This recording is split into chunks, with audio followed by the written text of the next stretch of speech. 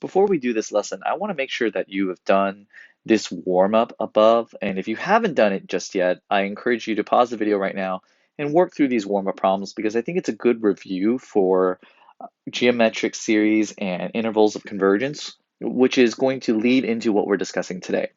And the reason why geometric series are so important to today's lesson is that it gives us an intuition for our next test, which is the ratio test, and how this particular test works. So first off, let's make sure we understand what is the ratio between consecutive terms. It's simply the value that we get when we divide the next term by the quote unquote current term. And now every series has a ratio, or we always are going to have a ratio between consecutive terms.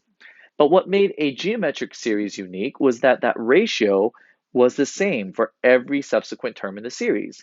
No matter which terms we divided, as long as we divided the next term by the current term, we always get the same value. That's what we call a common ratio, right? So it's the ratio when the ratio between successive terms, between successive terms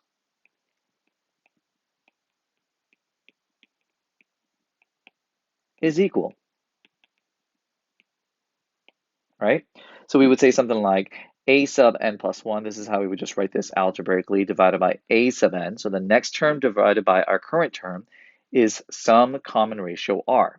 We know that. That's something that we've discussed time and time again when we looked at geometric series. Now, what we cared about was that the absolute value of our common ratio, whether or not it's less than 1. We know that when in a geometric series, when our common ratio is less than 1, then we know that that particular geometric series converges. So what we're going to do is we're going to use that logic and that thought process to give us an intuition for what happens for non-geometric series. And what we hope to see is that even with non-geometric series, if we have a ratio that behaves similarly as n gets very, very large, that is to say that if our ratio is getting smaller and smaller and smaller as n increases towards infinity, then it would also make sense that for that series, since the ratio is getting smaller between terms, that this series should also converge to a finite value. So I think a great problem to look at to introduce ourselves to this is to start with a problem like something like the series defined by n to the 20th power over n factorial. So let's just pause and just think a little bit about what's happening here with this series. Now, although we can start to kind of get an intuition for what might be happening by maybe using the nth term test and seeing that this series does not diverge, we want to be able to start looking at whether or not this series actually converges. So since we're talking about the ratio, let's actually look at the ratio between the next term and the current term, and let's write that algebraically. So if we're looking at the next term, we're looking at the n plus 1 order term. So I'm going to rewrite this ratio as n plus 1 to the 20th power over n plus 1 factorial. So this is our quote unquote next term, right? We're looking at our next term right now.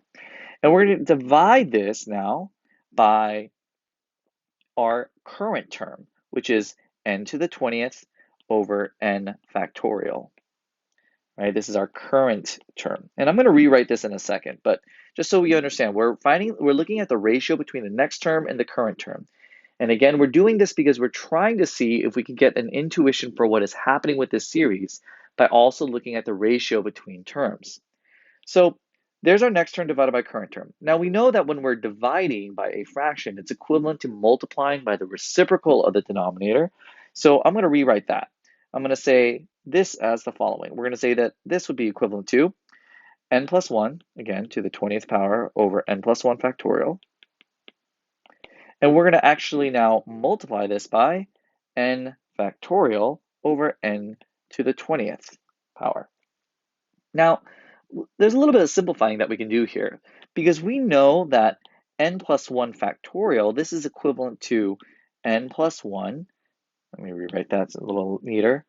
Let's say that n plus 1 times n factorial, right? That's how factorial works. We're multiplying by all the subsequent previous terms, I should say. So we see here that we can divide out that n factorial with this n factorial down here in the denominator. So what would be all that's left over is just n plus 1. So I'm going to clean that up. So we're just going to write n plus 1 here. Okay. Next up, we see that we have, we can just go ahead and rewrite this then as the following. We can say that this is n plus 1. Actually, let's go back to blue. We have n plus 1 to the 20th power over, well, actually, before I continue, I also notice that this n plus 1 in the denominator here can divide into this n plus 1 to the 20th power up here, leaving an n plus 1 to the 19th power. So I'm going to rewrite that. I'm going to say this as n plus 1 to the 19th power over n to the 20th. Okay.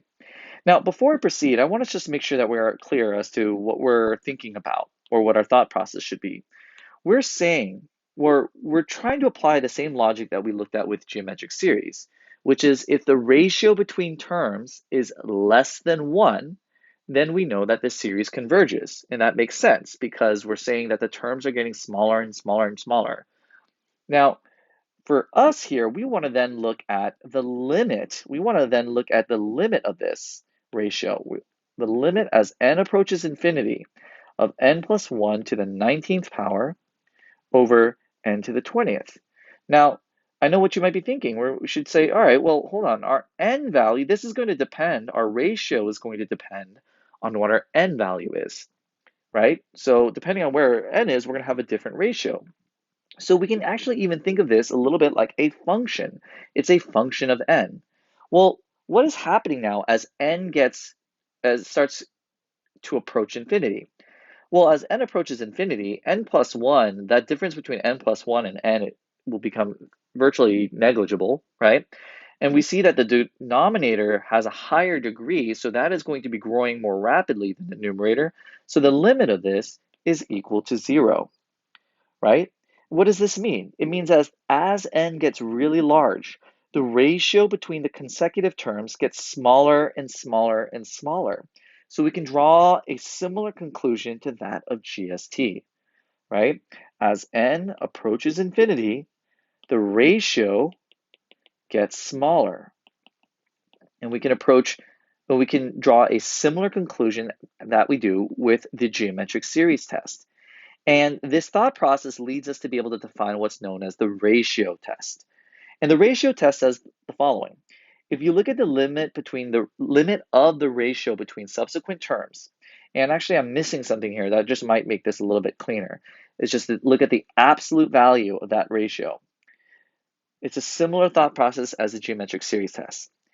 And this allows us to work with non-geometric series. To say if the limit as n approaches infinity of the ratio between the subsequent term and the current term is less than 1, again, if the ratio then is getting smaller, that means the series will converge. If the limit of the ratio as n approaches infinity is greater than 1, or oftentimes we'll see is equal to infinity, then we know that the series will diverge. And finally, if that ratio is exactly 1, or the limit of that ratio is exactly 1 as n approaches infinity, then we can say that the test is inconclusive. For this note over here, we're just saying this, we're kind of taking care of that statement right here as long as a sub n is greater than 0 with this absolute value symbol. So that's the thought process behind the ratio test. So I want to do a few examples, and hopefully that'll give you a good sense of how this test works. So let's start with this one. We're going to, number 7 here. We're going to look at using the ratio test to see if this series converges, diverges, or if we can just say that the test is inconclusive. So let's look at the limit of this particular series, or the ratio of this series. So I'm going to rewrite this as such. I'm going to say, all right, let's look at the limit as n approaches infinity of the absolute value of this ratio. So we're going to take 1 over n plus 1 factorial, 1 over n plus 1 factorial. And I'm going to divide this by a sub n, or I'm going to divide this by a sub n here. Well, again, when you're dividing by a fraction, it's the same as multiplying by the reciprocal. So I'm just going to write this as times n factorial over 1. Now, just like we did before in the previous example, let's clean this up a little bit. Well, n plus 1 factorial is equivalent to, and you don't always have to write this out, I'm just doing this to model it, n plus 1 times n factorial, times n factorial. That means I can divide this n factorial with this n factorial up here in the numerator. So what that allows us to is rewrite this as the limit as n approaches infinity, and our ratio would then just be 1 over n plus 1. Absolute value of 1 over n plus 1. Now, what do we know about this limit? As n gets closer and closer to infinity, this ratio is going to get closer and closer to 0. And since this limit of this ratio between terms is less than 1, we can say that this series converges by the ratio test, RT for short. And as I'll often say, I'm okay in my class with you writing RT as you're doing your work. For things like exams or the AP exam, you want to make sure that your reader knows exactly what you're referring to. They may not be familiar with RT. So you want to say something like ratio test or write it out there.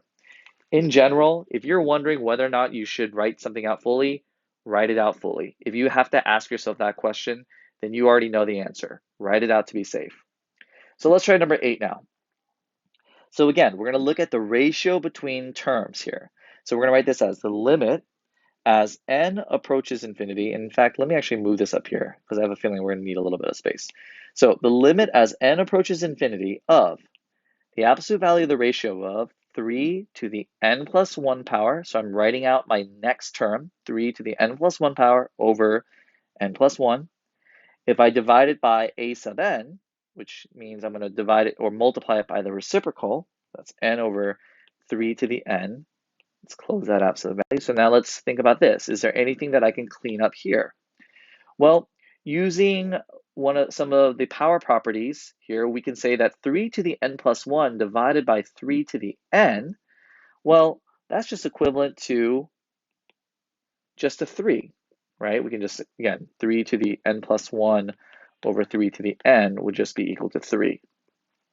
Well, since that's a constant, I can just move that 3 over to the outside of this limit, right?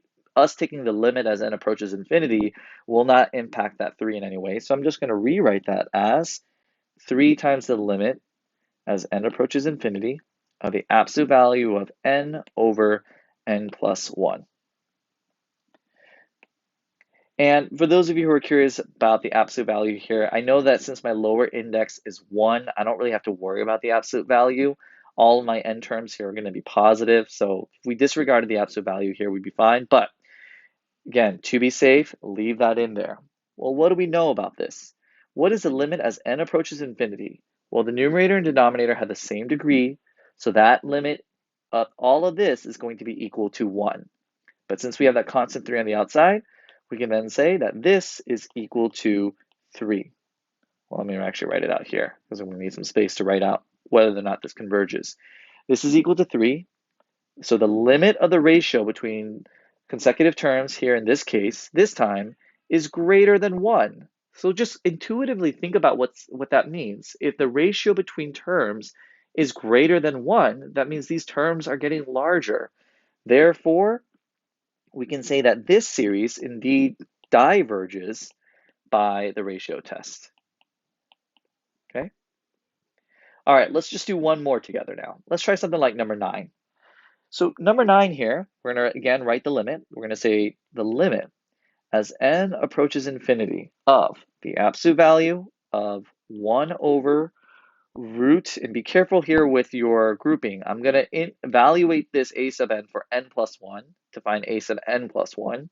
So that's 2 times n plus 1 divided by a sub n, or times a reciprocal. That's root 2n over 1.